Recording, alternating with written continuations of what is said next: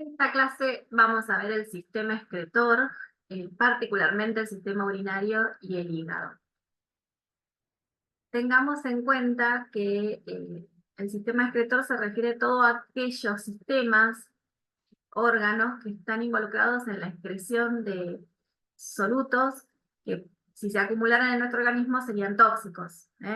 Entonces, para ello vamos a ver algunos órganos que están incluidos dentro de otros aparatos o sistemas, pero que también tienen un rol en la excreción de nutrientes o de excreción de solutos, ¿sí? Les dije que particularmente vamos a ver el sistema urinario, es decir, toda la formación de la orina, y a partir de la formación de la orina la excreción de muchos de los solutos. El hígado también como un órgano excretor, a partir del hígado, de la formación de bilis y la excreción de la bilis al intestino, se logra eliminar muchos desechos, pero también tengamos en cuenta la piel, a través de las glándulas sudoríparas, no solamente se excreta agua, sino también se excreta sales y solutos. Y esto también es una manera de eliminar solutos, así como también, al igual que el resto de los órganos, la regulación de estos solutos. Y lo mismo con los pulmones. Entonces podemos decir que el sistema excretor es un conjunto de varios órganos y glándulas que permiten eliminar los desechos que son producto del metabolismo de nuestro organismo. Mencionamos entonces los riñones, el hígado, los pulmones y la piel a través de las glándulas sudoríparas. En este gráfico ustedes pueden ver cómo a través de la formación de la orina, muchos de los nutrientes que se incorporan a través de las vellosidades intestinales se utilizan en los tejidos. Esos nutrientes son transformados o convertidos en otras sustancias que ya no se van a utilizar, entonces se eliminan a través de los riñones. Y por otro lado, a través de los alvéolos pulmonares, ingresa los gases como el oxígeno, que a través de la sangre llega a los tejidos, les otorga el oxígeno, y se lleva el dióxido de carbono producido en estos tejidos, que a través también de la circulación vuelve a los pulmones y es eliminado a través de la respiración.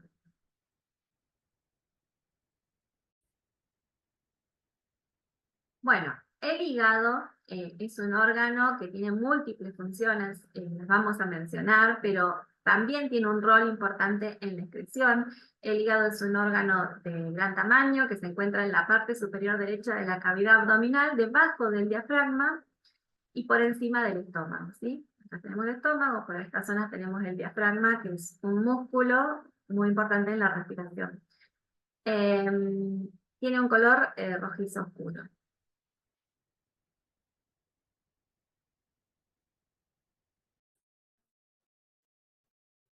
Entonces, en el alveolo pulmonar ingresa oxígeno, circula a través de la sangre ese oxígeno. ¿Para qué? ¿Para qué es utilizado el oxígeno? El oxígeno se utiliza en muchos tejidos para que se produzca lo que se llama el metabolismo aeróbico, la respiración celular se llama. Esa respiración celular transforma otras sustancias que nosotros tenemos, como los hidratos de carbono, como los lípidos, lo transforman en productos más pequeños y liberan energía.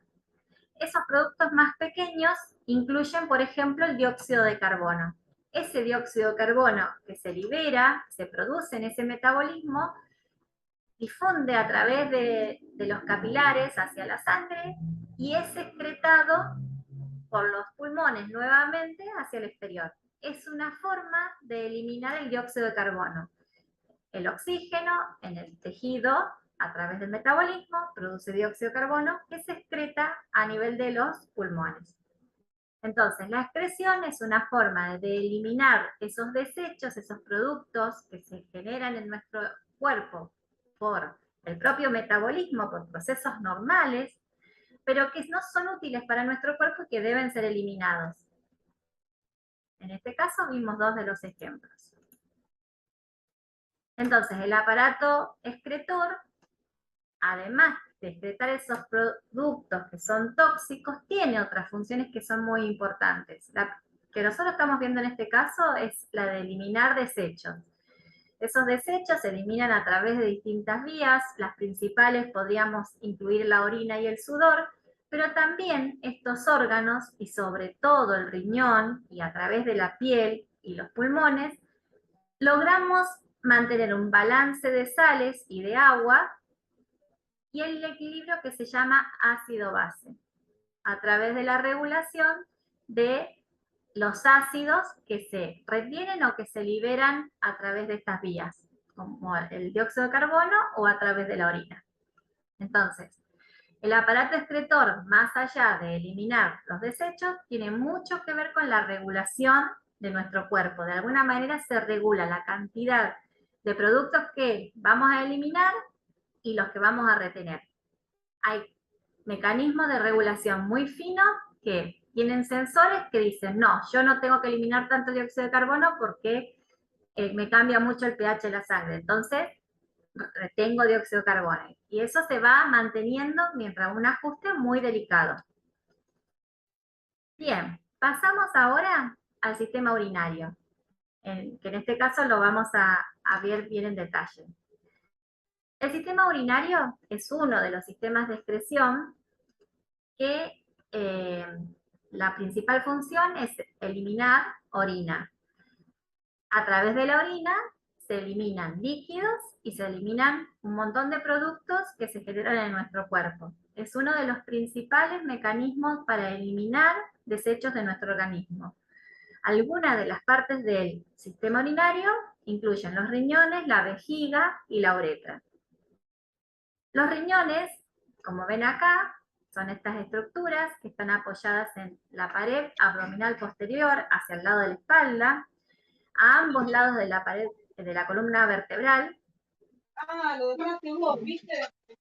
Bueno, a la altura de las dos últimas vértebras dorsales de las primeras lumbares. Acá comparamos el sistema urinario femenino y masculino. Como vamos a ver, la principal diferencia la encontramos en la uretra, que en el caso de las mujeres se encuentra diferenciado entre el aparato genital y el aparato excretor. En el caso del hombre es compartido, el aparato reproductor con el sistema urinario, ¿bien? A través de la uretra. Acá tenemos la vejiga en ambos casos. Acá tenemos estos conductos que vienen desde los riñones, un poco más acá arriba, que son los encargados de transportar la orina a la vejiga. En la vejiga se acumula la orina y es excretada a través de la uretra. Acá podemos ver cómo se disponen los riñones. Bueno, los riñones tienen esta forma, este color que pueden ver acá como un rojo oscuro. Mucho también tiene que ver con la gran irrigación que tienen. Ustedes piensen que para poder cumplir su función, los riñones tienen que filtrar la sangre. Entonces, toda la sangre constantemente está pasando a través de los riñones y a través de ese pasaje se van eliminando sustancias y líquidos.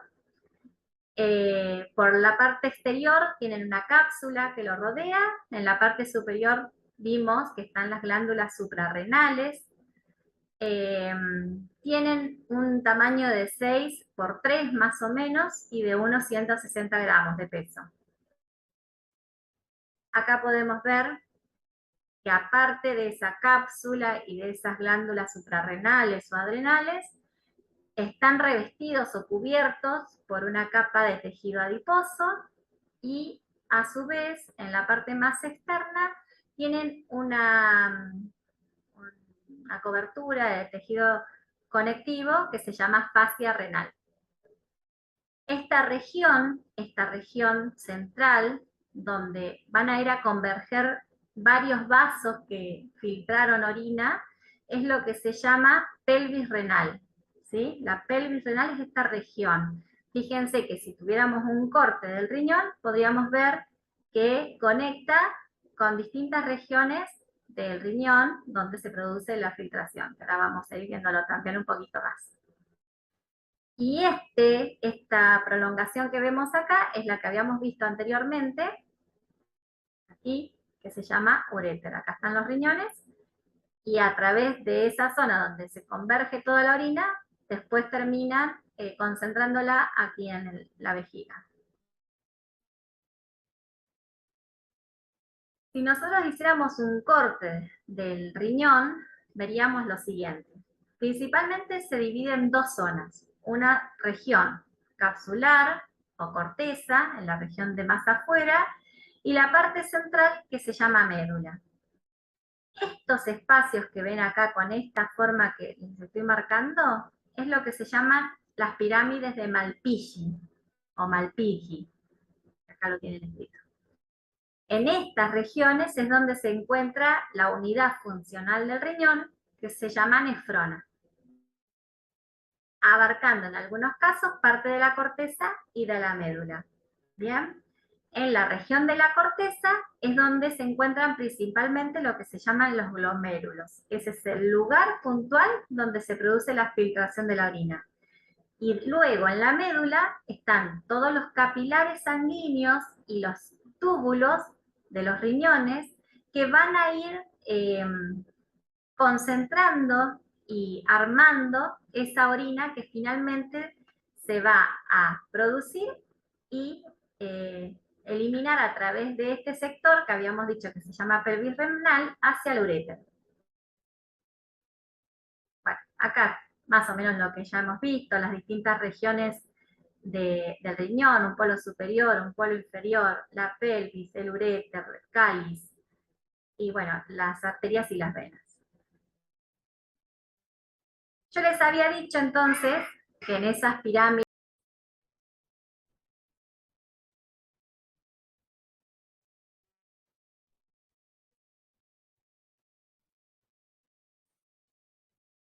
bueno, hoy les comentaba en esta región, que en estas pirámides renales o pirámides de Malpighi, se encontraba la unidad funcional del riñón, es decir, la parte que tiene la funcionalidad del riñón, que es justamente filtrar la orina, y es lo que vamos a ver aquí. Esto que está marcado acá, fíjense que en parte de la corteza y parte de la médula está esta estructura que se llama nefrona. La nefrona, ¿qué incluye?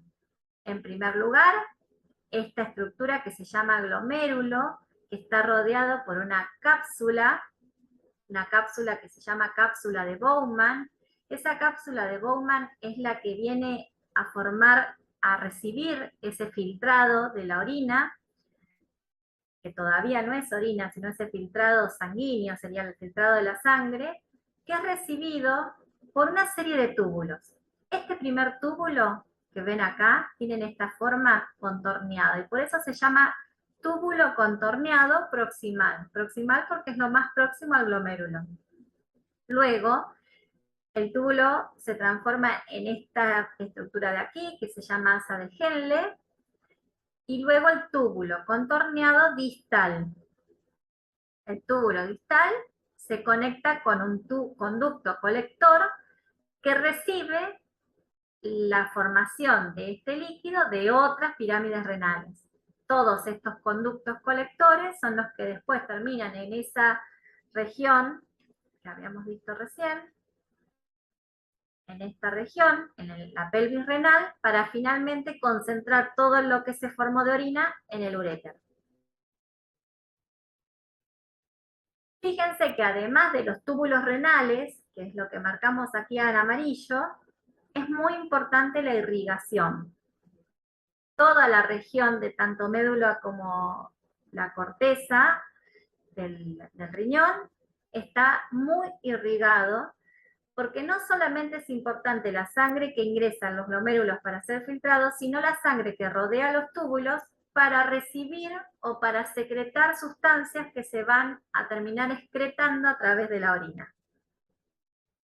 Fíjense, acá tenemos el glomérulo, la cápsula de Bowman, esta que recibía ese filtrado de la orina, fíjense que se filtra y todo lo que filtra va a ir a parar a este espacio, como si fuera un puño, un globo que ustedes meten un puño. El puño sería el glomérulo y ese espacio que queda entre dos membranas es lo que forma la cápsula de Bowman, este lugar. Entre esas dos membranas es donde se va recuperando todo lo que se va filtrando de la orina. que es ese líquido. No es todavía la orina en sí, sino que es un líquido que todavía le falta madurar, digamos, pongámoslo así, porque después le suceden una serie de procesos a través de todos estos túbulos. Entonces, ese líquido que sale por aquí va a recorrer tanto el túbulo contorneado proximal, el asa de Henle y el túbulo contorneado distal. Después el colector y después terminan los uréteres. Entonces, si tenemos que detallar a la nefrona, podríamos dividirlas en dos grandes grupos. En lo que es el corpúsculo, que incluye el glomérulo y la cápsula de Bowman, y la región tubular, que es la que incluye los túbulos contorneados tanto proximal como distal, y el asa de Henle y el túbulo colector. Todo eso es lo que se llama nefrona. La nefrona entonces es la unidad funcional del riñón. Así se le dice porque es a partir de cada una de esas regiones es la funcionalidad del riñón. Fíjense que ocupa cada nefrona ocupa este pequeño espacio en el riñón. Hay muchas nefronas en cada uno de los riñones. Los uréteres son estos otros tubos, que son los que ya sí tienen todo el contenido de la orina, con la orina ya tal cual nosotros la vamos a excretar, ya está formada y concentrada, y se elimina, se va eliminando, se va trasladando, podemos decir así, hacia la vejiga urinaria, y la vejiga urinaria viene a ser el depósito de toda esa orina que se fue formando. Entonces, esta es la vejiga, es un órgano que es muscular, que es hueco y que puede tomar distintos tamaños de acuerdo a si se encuentra vacío o si se encuentra llena. Fíjense que si está vacía, tiene el tamaño aproximadamente de una ciruela, y si está llena, más o menos para que tengan una idea, el tamaño de un pomelo. La vejiga tiene dos esfínteres a partir de los cuales se controla la micción. Esas regiones de los esfínteres están rodeadas por sensores que llegan al sistema nervioso y que van a dar una señal cuando está llena para estimular la micción. En el caso de la uretra, que es el último tubo conector entre la vejiga y el exterior, hay, lo que les decía al comienzo, diferencias entre el caso del hombre y de la mujer. En el caso de la mujer es una estructura que es hueca, también que tiene estos esfínteres internos y externos, y que tiene alrededor de unos 6 centímetros de longitud. En el caso del hombre es el doble de largo, y a su vez está rodeado o está apoyado sobre él, sobre la uretra, la próstata. Y dijimos que en el caso del hombre es compartido la uretra con el sistema reproductor. En el caso de la mujer, no. Y esto es lo que recién les comentaba de cómo se forma la orina, que no es solamente esa filtración que ocurre en el riñón, sino que después existen una serie de procesos que son muy importantes que terminan dando ese líquido con las características de la orina, y que todos estos procesos son muy importantes para excretar las sustancias del metabolismo, pero también para regular, como les decía recién, tanto el equilibrio ácido-base como el equilibrio hidrosalino. ¿Bien? Entonces, la orina en el glomérulo, ¿cómo se forma? Entra la sangre a través de esos capilares glomerulares, y a través de estas células que están cubriendo estos capilares va filtrando parte de ese líquido con sales, y se va formando este primer líquido que sale a través del túbulo contorneado proximal. Este proceso es lo que se llama filtración, es decir, que a través de las células filtra líquido y sales. Está representado aquí. Acá tenemos la arteriola aferente que ingresa al glomérulo, se filtra a través del glomérulo y sale parte de la sangre con algunos productos menos porque se filtraron a través del glomérulo. Filtración. Hay otro proceso que se llama reabsorción. ¿En qué consiste la reabsorción? En que parte de esas sales y agua, líquido que se filtró, se vuelve a absorber hacia la sangre.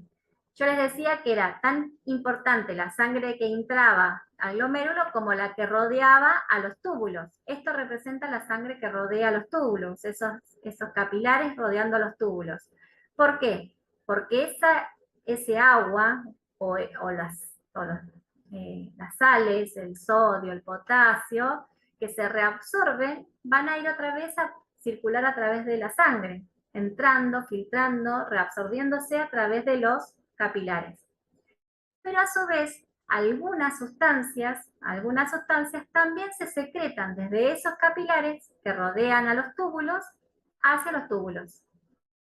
Ahí es el momento en cuando yo digo que ya está formada la orina. Y ese último paso, que ya es la formación de la orina con la liberación hacia el exterior, es lo que se llama excreción. Entonces, en ese proceso de formación de la orina ocurren estos 4 procesos: la filtración, la reabsorción, la secreción y la excreción urinaria. Acá lo vemos con otro gráfico, pero es exactamente lo mismo. La filtración, el primer paso, la reabsorción desde los túbulos hacia los vasos sanguíneos que rodean a todos los túbulos renales, que puede ser en esto o en cualquiera de las regiones. Estos procesos suelen estar regulados, por ejemplo, por hormonas como la aldosterona, como la antidiurética, que son hormonas que regulan las sales, el agua y permiten el equilibrio hidrosalino. Por eso es tan importante que en cada una de estas partes haya estos procesos, porque ahí es donde se hace el ajuste fino. A través del riñón, del glomérulo, se filtra todo lo que tendría que filtrarse por simples mecanismos de diferencias de presiones, vamos a decir así. Pero de todo eso que se filtró, después el organismo tiene que ver hasta qué punto dejo que se vaya o le termino agregando más de lo que se filtró de acuerdo a las necesidades de mi cuerpo. Y esas regulaciones suelen estar en estas porciones donde hay reabsorción y secreción. La secreción, entonces, es el mecanismo por el cual sustancias que están en los capilares que rodean a los túbulos se secretan a estos túbulos renales para que después salgan por la orina. Y finalmente, el último paso es la excreción de la orina. Bien, repitiendo más o menos lo mismo: filtración, reabsorción, secreción y excreción. Acá les dejo un videito para que lo miren, con un poco más de detalles. Y bien, acá les muestro el mecanismo de la filtración. Yo les decía que esa filtración está basada no tanto en una regulación hormonal, sino más bien por diferencia de presiones. Donde hay una columna de líquidos, hablamos de una presión de tipo hidrostática. Donde hay líquido, ese líquido genera una presión. El líquido que viene a través de la sangre, por la arteriola aferente, trae una determinada presión que se llama presión hidrostática. Pero a su vez, este glomérulo, esta cápsula de Bowman, contiene líquido que también tiene una determinada presión hidrostática que está en contra de esta otra. Bueno, entonces les decía, presión hidrostática de la orina, de la sangre que viene a través de la arteriola aferente, presión hidrostática de la cápsula de Bowman, y además hay otro tipo de presión que tiende a atraer al líquido hacia la sangre, que es lo que se llama la presión coloidosmótica. ¿Ustedes se acuerdan cuando hablamos de ósmosis? Es un mecanismo de transporte, donde lo que se transportaba a través de una membrana era el solvente, que en este caso es el agua. ¿Y de qué dependía eso? De la cantidad de solutos que están disueltos. Sí. Sin lugar a dudas, la sangre va a tener mucho más solutos que el líquido que se formó acá. Entonces, esos solutos hacen que el agua tienda a volverse hacia la sangre. ¿Sí? Es un mecanismo, una presión que se llama presión coloidosmótica que tiende a llevarle el líquido en este sentido. A través del equilibrio de estas tres presiones se establece lo que finalmente se produce, que es la filtración. Ese es el mecanismo de la filtración. La reabsorción, como bien dijimos recién, es que una gran cantidad de esas sustancias que se secretaron, que es, por ejemplo, sustancias como la glucosa, como los aminoácidos, como el sodio, el potasio, un montón de minerales que se secretaron a través de esa filtración, que se filtraron en ese proceso tubular o glomerular, vuelven a ser reincorporados a la sangre. Eso se llama reabsorber, que algo que se filtró se reabsorbe hacia la sangre, hacia el tejido sanguíneo. Y eso ocurre en esos capilares, en esos túbulos renales que reabsorben y lo vuelven a los capilares que los envuelven. Ese es un proceso que requiere energía. Luego la secreción va en el sentido inverso. A partir de esos capilares que envuelven a los túbulos renales, se secretan sustancias para que se excreten, como por ejemplo productos del metabolismo, como la urea, como la creatinina, el amoníaco o el ácido úrico. Y finalmente viene la excreción. ¿La excreción de qué? De la orina propiamente dicha. La orina, si ustedes pudieran hacer un análisis de su composición, tiene un 95% que es agua. Y el resto son estos solutos que nosotros excretamos. Entre ellos, la urea, el úrico, algunas sales, las sales que se excretan están muy reguladas la cantidad que se excreta, y ciertos pigmentos que son los que le dan la coloración amarilla, más amarilla o menos amarilla, de la orina. Se filtran alrededor de 150 litros de orina capsular por día y finalmente se termina excretando 1,5 litros, más o menos, 1,5 litros, entre 1,5 litros y 2 litros de orina por día. Ya fíjense que de todo ese volumen que se filtró, solamente una parte es lo que se termina excretando. Bueno, acá para mostrarles el proceso en una forma más esquemática, la sangre llega al glomérulo, en el glomérulo se filtra, parte de ese filtrado pasa a la cápsula de Bowman, de allí a los túbulos, en los túbulos se produce la reabsorción y la secreción. De esa manera, con la reabsorción se retienen sustancias que son útiles y con la secreción eliminamos sustancias que son nocivas. De todo ese conjunto de pasos obtenemos la orina que elimina todo lo que no necesitamos a través de la excreción. Bien, el sistema urinario, como les había dicho recién, no solamente tiene la función de ser un órgano excretor, es la principal función, excretamos la orina y a través de la orina un montón de sustancias que son nocivas para nuestro cuerpo, que si se acumularan serían nocivas. Además tiene funciones muy importantes en la regulación, dijimos, del equilibrio hidrosalino, del equilibrio ácido-base, pero además tiene funciones muy importantes en el metabolismo. Es uno de los órganos que tiene la función de generar glucosa en un proceso que se llama gluconeogénesis. El principal es el hígado, formador de glucosa. En segundo lugar está el sistema urinario, el riñón. Además, es el sitio donde se producen algunas hormonas muy importantes como la eritropoyetina. La eritropoyetina es una hormona que es necesaria para estimular la hematopoiesis. La hematopoiesis es la formación de las células sanguíneas. La hormona que estimula la hematopoiesis se secreta en los riñones. También tiene que ver en la fabricación de vitaminas, como la vitamina D. Hay una enzima que transforma una forma de vitamina D a una forma que es activa de la vitamina D. Y esa enzima la secreta el riñón. ¿Bien? Entonces vemos que no solamente tiene una función excretora el riñón, sino que tiene otras funciones muy importantes en la regulación de nuestro organismo. Habíamos hablado del equilibrio hidrosalino, es tan importante porque el riñón es el que ajusta fino el equilibrio hidrosalino y el equilibrio ácido-base, y lo hace en respuesta a algunas hormonas, entre ellas la aldosterona, que la secreta la médula adrenal, perdón, la corteza adrenal, y por otro lado la antidiurética, que es secretada por la hipófisis. ¿Bien? ¿Cómo hace este proceso? El riñón tiene sensores de presión arterial. Si nosotros tenemos una disminución del volumen corporal, del volumen sanguíneo, hay una disminución de la presión arterial. Esa disminución en la presión arterial hace que el riñón secrete lo que se llama renina, una hormona. Se libera la sangre esa hormona.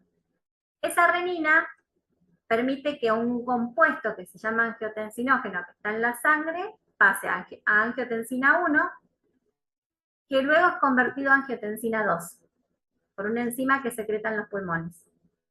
Fíjense qué complejo que es todo el proceso de mantenimiento de la presión arterial. Participan los riñones, participan los pulmones, y finalmente esa angiotensina 2 es una enzima que lo que va a hacer es estimular a las glándulas suprarrenales para que liberen la aldosterona. Y la aldosterona, ¿qué va a hacer? Retener sal. Y que una vez que retiene sal, retiene agua. El acompañamiento para retener sales, como el sodio, es el agua. Entonces, al retener sal y agua, aumenta la presión arterial. Ese mecanismo de retención de líquido, mediado por la aldosterona, es lo que se llama el sistema renina-angiotensina-aldosterona. Es un mecanismo hormonal para controlar la presión arterial, el volumen, la volemia, que se llama, que es el volumen sanguíneo. A este mecanismo se le suma el de la antidiurética, la hormona ADH. La ADH, ¿qué detecta? Cuando tenemos poca cantidad de solutos en nuestro organismo, una osmolaridad, perdón, cuando tenemos alta cantidad, o sea, estamos deshidratados. Si nos deshidratamos, perdemos agua, pero no perdemos sales. Entonces nos concentramos en sales. Al detectar esto, la hipófisis libera antidiurética. ¿Qué hace la antidiurética? Retiene agua. Son dos mecanismos que trabajan coordinadamente para mantener la volemia y la presión arterial. Todo este mecanismo implica el movimiento de sales y de agua. Sales, sodio, generalmente cuando nos habla, en este caso para mantener la volemia, la sal más importante es el cloruro de sodio. Hablamos recién que a esto es el punto, que nosotros en esta clase, la intención de la clase es hablar sobre el sistema excretor. El sistema excretor, uno de los sistemas excretores más importantes, es el riñón, que dijimos que además de eliminar sustancias nocivas, tiene la función de regular el equilibrio hidrosalino y regular el estado ácido-base de nuestro organismo. Para regular el equilibrio hidrosalino, fíjense que hoy habíamos hablado de que había ciertos puntos en esos túbulos renales que eran sensibles a las hormonas. Y acá viene a formar parte de lo importante del mecanismo hormonal del sistema renina-angiotensina-aldosterona. Estas hormonas, este conjunto de hormonas, renina, angiotensina y aldosterona, permiten controlar la cantidad de líquidos y de sales que se van a excretar, que se excretan a través del riñón. ¿Cómo lo hacen? Bueno, a partir de un descenso de la presión arterial, dijimos que cuando baja la presión arterial es porque tenemos, una de las causas es porque tenemos un descenso de la volemia. La volemia es la cantidad de líquido que hay en la sangre. Si nosotros por distintos motivos tenemos baja la volemia, lo que nuestro cuerpo va a intentar hacer es retener agua, ¿no es cierto? Eso se entiende. Si tenemos bajo volumen, voy a tratar de eliminar menos agua. ¿Qué se activa en ese momento? Todo un complejo de hormonas que, secretadas por distintas partes de nuestro organismo, que en conjunto retienen esa agua, esa cantidad de líquido necesaria. Por un lado, el riñón, cuando pasa esto, cuando baja la presión arterial libera más cantidad de renina. La renina activa una sustancia que la transforma en angiotensina 1, que a su vez se transforma en angiotensina 2 por otra enzima que viene del pulmón. Esa angiotensina 2, ¿qué hace? Estimula a la corteza de las suprarrenales o las glándulas adrenales para que libere la aldosterona. ¿Se acuerdan que la aldosterona se secretaba en esa porción de las adrenales? Bueno, esa aldosterona que se secretó ahora a la sangre, ¿dónde va a ejercer su función? En los túbulos renales. Y le va a indicar a esos túbulos renales que retenga, que reabsorba sodio y a su vez reabsorba agua. Sodio y agua. Generalmente la excreción y la reabsorción es siempre sodio con agua. Entonces, se retiene sal, se retiene agua, aumenta la volemia, aumenta la presión arterial y recupera ese estado basal necesario para el equilibrio. Por otro lado, si bajó la presión arterial y esa presión arterial bajó porque, por ejemplo, me deshidraté, perdí solamente líquido y no perdí sales, va a haber otro estímulo, que es la secreción a través de la hipófisis del ADH, que también va a retener agua, porque secreta la antidiurética, que como la palabra lo dice, evita que se excrete agua. Y todo eso estimula o mantiene la presión arterial en rangos muy acotados. Algunos trastornos reconocidos del riñón, el riñón puede tener muchas enfermedades. Algunos de ellos pueden deberse a la presencia de cálculos o lo que se llama urolitiasis o litiasis renal, que implica que debido a las condiciones que tiene la orina puede variar mucho en cuanto al pH que se excreta, porque mucho depende de la alimentación, del tipo de alimentación que tengan las personas. Por ejemplo, las personas que comen mucha carne tienen una orina más ácida que las personas que comen, o vegetarianas, que tienen una orina más alcalina. Entonces, esas condiciones de esa orina facilitan la formación de piedras. ¿Piedras qué son? Sales, unas sales que se depositan, que se van formando, depositando sobre una pequeña que se forma, después se va depositando más sal sobre eso, y van formando estas estructuras que se llaman cálculos. Esos cálculos pueden quedar retenidos en cualquier porción del sistema urinario. Suelen ser muy dolorosos, le suelen dar a las personas algunos medicamentos para disolverlos, para ser excretados, y en el laboratorio nosotros lo que podemos llegar a ver en un sedimento urinario, por ejemplo, es la presencia de hematíes en la orina. Los cálculos, cuando los excretan, los podemos analizar también para ver de qué son, pero bueno, en realidad tampoco tiene mucho sentido porque no va a cambiar demasiado, quizás tratar de cambiar el pH de la orina para que no se formen esos cálculos. Después tenemos lo que se llama la insuficiencia renal. Insuficiencia renal puede ser aguda o crónica. En general hablamos de eventos agudos cuando son patologías que ocurren en un corto periodo de tiempo. Algo que se desencadenó, por ejemplo, hoy y que dura 3, 4 meses y después se pasa. Y hablamos de crónico, en este caso, cuando el daño sobre ese órgano, en este caso el riñón, dura más tiempo. Podría ser, por ejemplo, más de 6 meses. Entonces, la clasificamos en renal aguda o renal crónica. Nosotros en el estudio de la insuficiencia renal tenemos mucha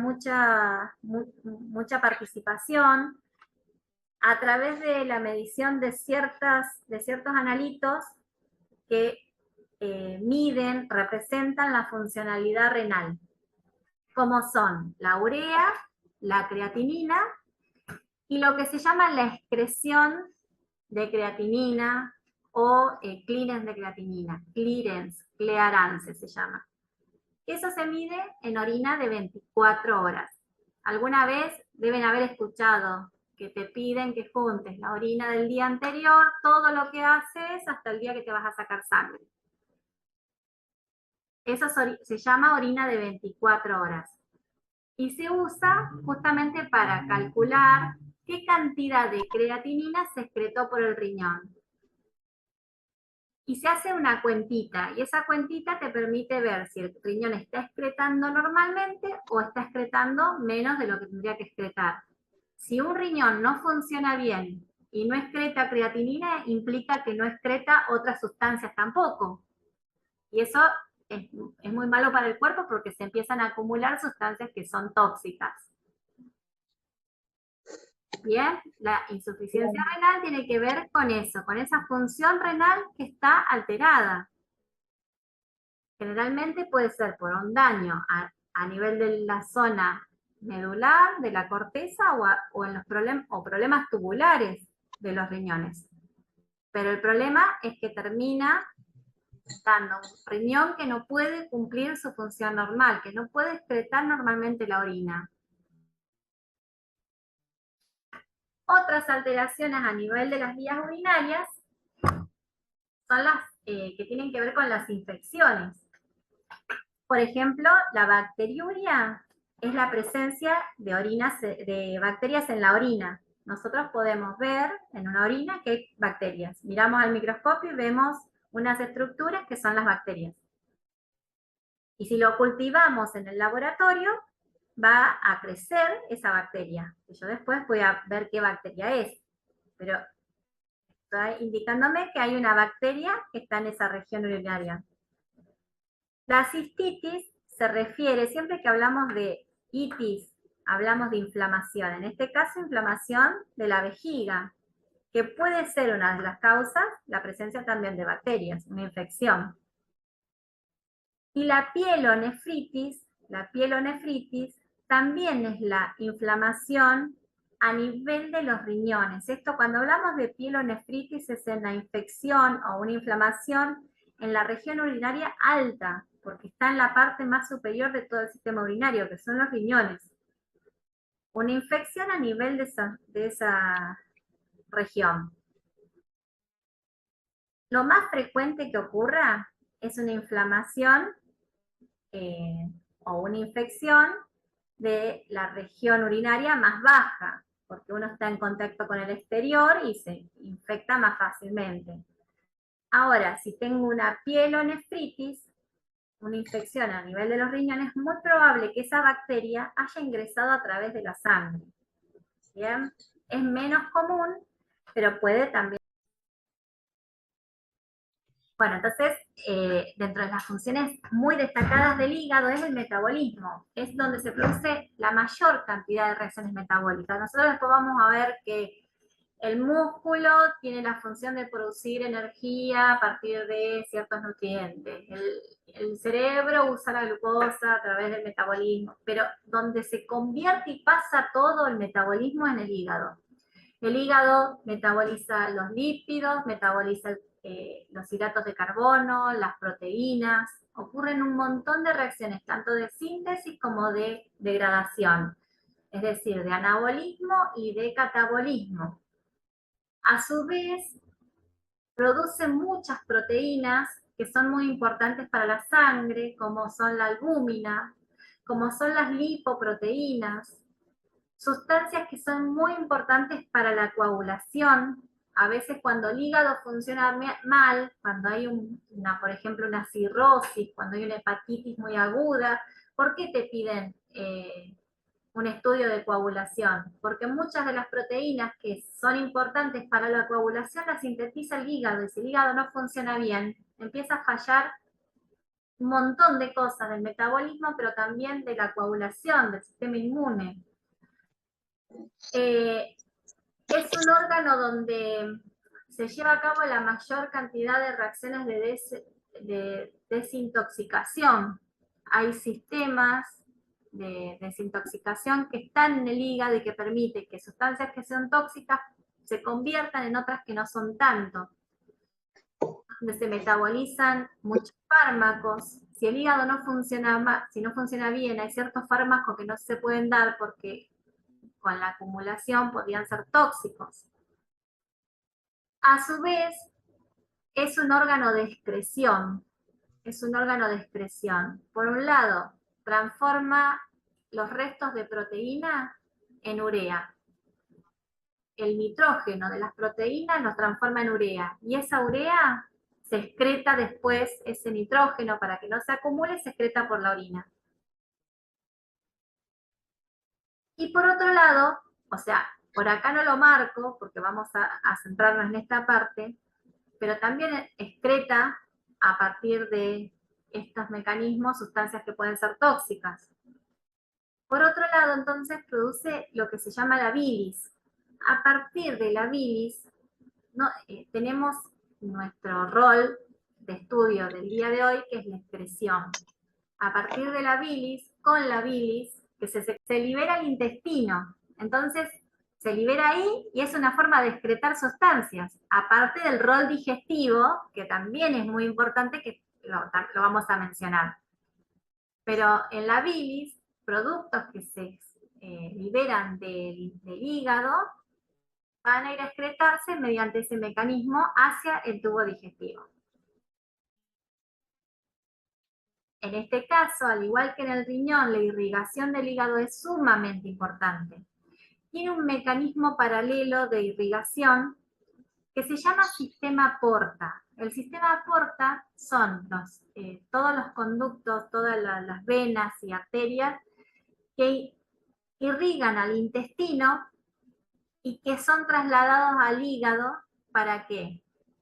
¿Se acuerdan? Bueno, todavía no lo hemos visto, pero ya lo vamos a ver un poco más en detalle. En el intestino se absorben la mayor cantidad de nutrientes necesarios para nuestra alimentación, nuestra nutrición. Esos nutrientes, a través de este sistema porta, que se llama así, llegan al hígado y allí es donde se metabolizan. Y a su vez, esas sustancias que están cargadas de nutrientes van a ser transportados al resto del organismo para alcanzar todos esos nutrientes al resto de los organismos, que todos los tejidos necesitan nutrientes y gases como el oxígeno. Entonces, a partir de este sistema porta que se llama, trasladamos los nutrientes del intestino hacia el hígado para que sean metabolizados.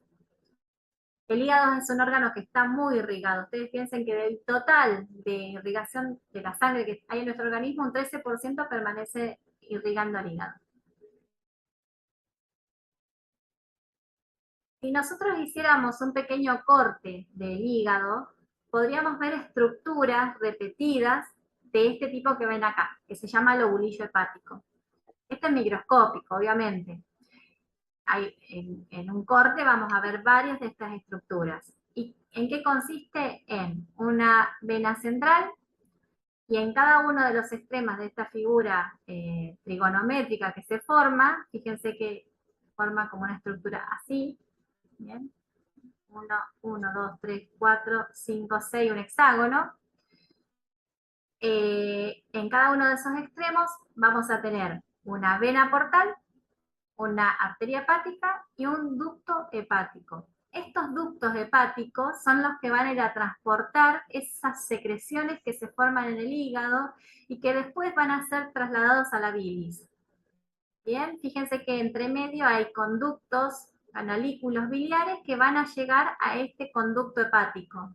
Este conducto hepático se va a unir con otros y finalmente a un conducto hepático común, que es el que sale del hígado para ir hacia la vesícula biliar, que es lo que tenemos acá. Hay un conducto hepático común que está conectado con la bilis, con la vesícula. Esa vesícula puede almacenar parte de esa bilis que se está formando y ser secretada a través de un conducto que se llama colédoco hacia el intestino. Acá lo vemos, de nuevo. El hígado, el conducto hepático común, que se llama colédoco también, y la conexión a la vesícula biliar, que puede a su vez almacenar y secretar su contenido hacia el duodeno. Y fíjense que esta secreción hacia el duodeno está conectada también con el páncreas. Hay un conducto pancreático que secreta sus sustancias en el mismo lugar que el conducto que viene del hígado. En este espacio que se llama esfínter de Oddi. ¿Bien? O sea que hay una conexión en el punto donde se secreta lo del hígado con lo del páncreas. ¿Vamos hasta ahí, chicos? ¿Alguna duda? Sí, sí, estamos bien. Bien. Ahora, ¿qué es esa bilis? ¿Qué es lo que se llama bilis? La bilis es un conjunto de sustancias. Va a tener agua, va a tener sales, va a tener lípidos. Y los vamos a agrupar en dos grandes grupos. Por un lado, los ácidos biliares y por otro lado, la bilirrubina y el colesterol. Como dos grandes componentes de esa bilis. Los ácidos biliares son sustancias que están en esa bilis y que ayudan a la digestión.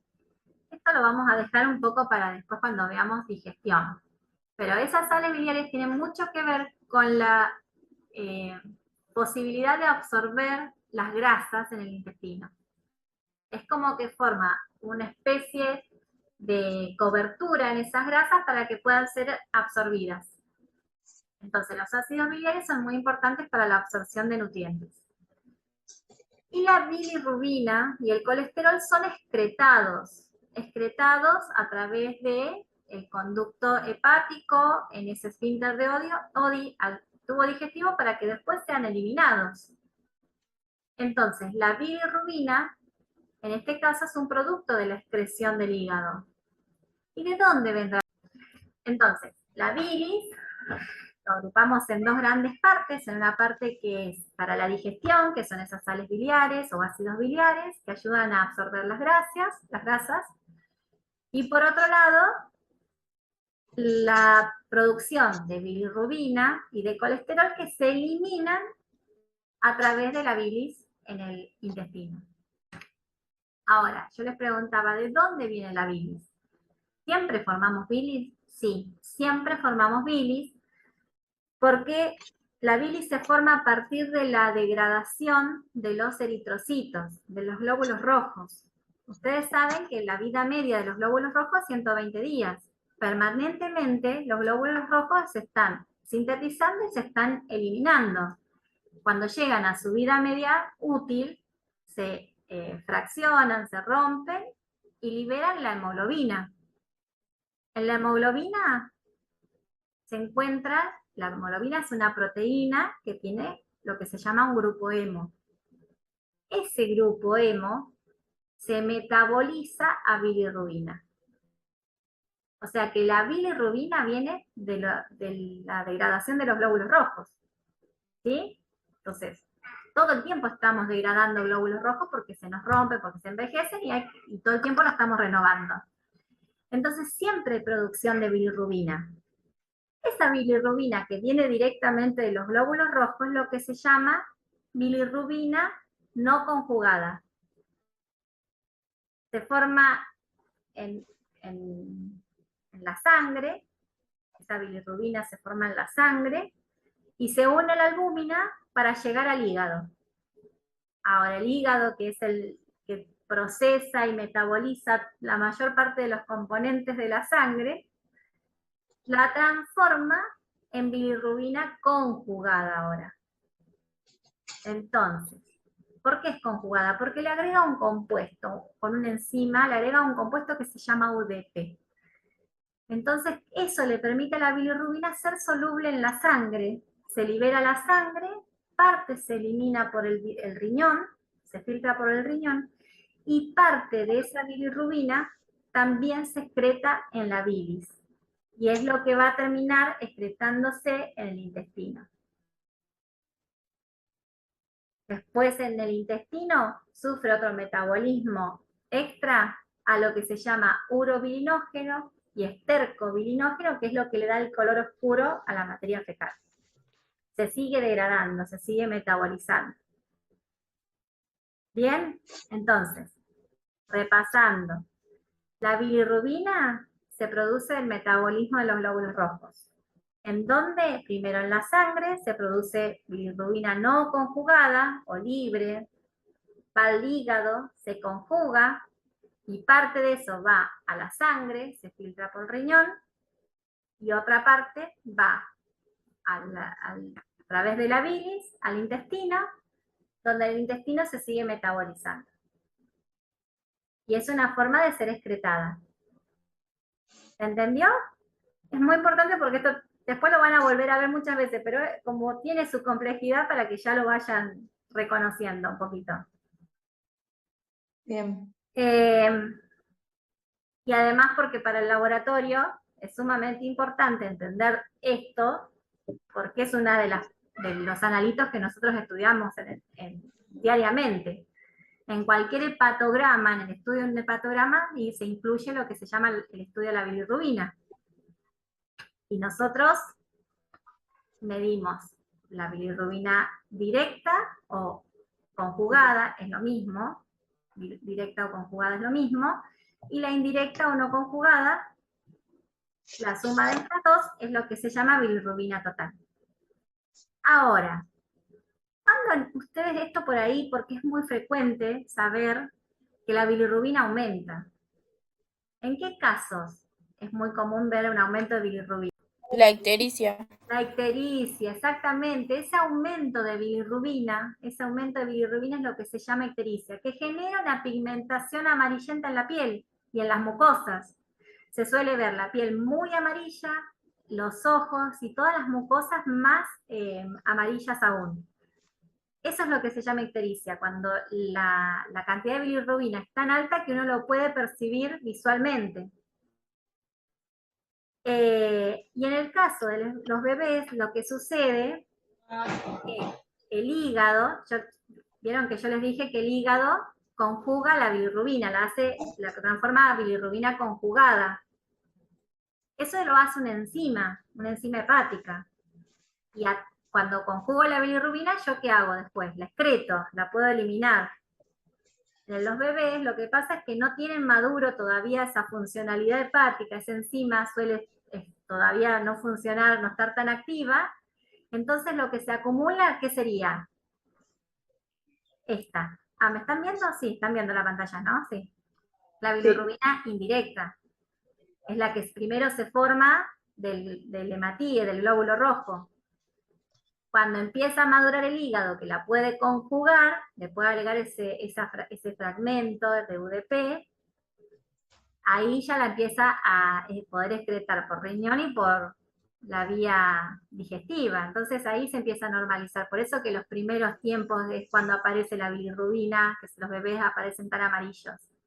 Mecanismo que también es favorecido por la presencia de la luz, del UV. Después algunas patologías hepáticas, como puede ser una hepatitis donde obviamente va a estar alterado el funcionamiento renal, también vamos a tener afectada la producción de esa bilirrubina conjugada.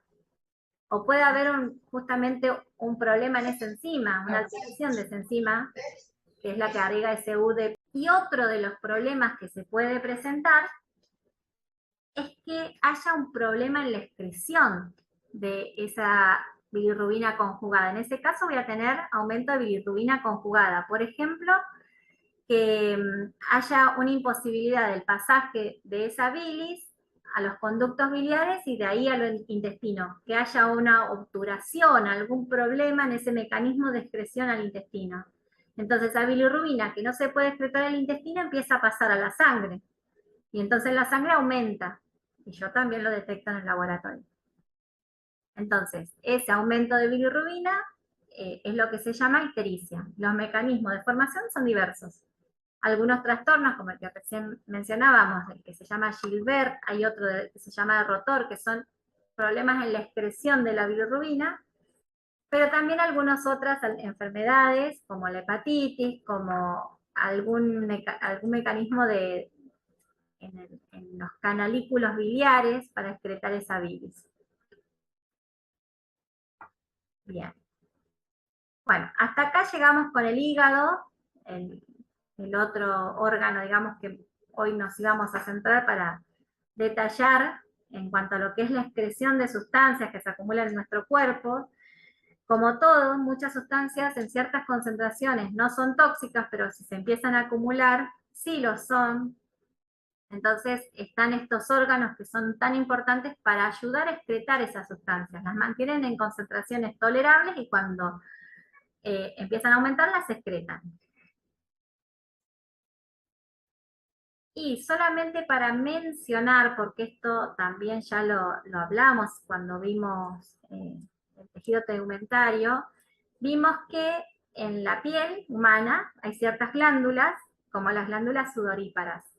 Esas glándulas son fundamentales porque contribuyen a excretar sales y agua. Dentro de las sales, el cloruro de sodio y también ciertas sustancias que se producen en el metabolismo, como la urea. Pero a su vez también se excretan sustancias tóxicas. Yo les había dicho, cuando hablamos de tejido tegumentario, que una persona después de tomar mucho alcohol suele tener un aroma diferente en la piel. Y puede ser porque a través de estas glándulas se excretan algunos tóxicos como el alcohol etílico. Y también algunos antibióticos y también algunas sustancias que se producen anormalmente del metabolismo, como los diabéticos. Entonces, a veces la piel tiene ciertos olores que tienen que ver con la excreción de sustancias que producimos o que ingerimos. ¿Ah? Y a su vez también tiene otro rol fundamental, que es el de la regulación de la temperatura corporal. Y solamente para mencionarlo, como en el caso anterior, los pulmones, el rol fundamental en la excreción, que ya dijimos, es fundamental para la excreción del producto del metabolismo fundamental, que es el dióxido de carbono. El dióxido de carbono, si se acumulara en nuestra sangre, sería muy peligroso porque genera ácidos. Y yo ya les he comentado varias veces que es uno de los roles de nuestros mecanismos de regulación mantener el pH de la sangre en un rango muy estrecho. Entonces, el pulmón es sumamente importante en la regulación de ese pH sanguíneo. Si se acumula dióxido de carbono, el pH de la sangre es muy ácido. Entonces, el pulmón, a nivel de los alveolos, que es donde se produce ese intercambio entre oxígeno y dióxido de carbono, regula el pH de la sangre. Entonces, en los alveolos pulmonares, la sangre que viene con el dióxido de carbono lo libera hacia el alveolo para ser eliminado al exterior y se carga de oxígeno, que es transportado en ambos casos, tanto el dióxido como el oxígeno, en la hemoglobina.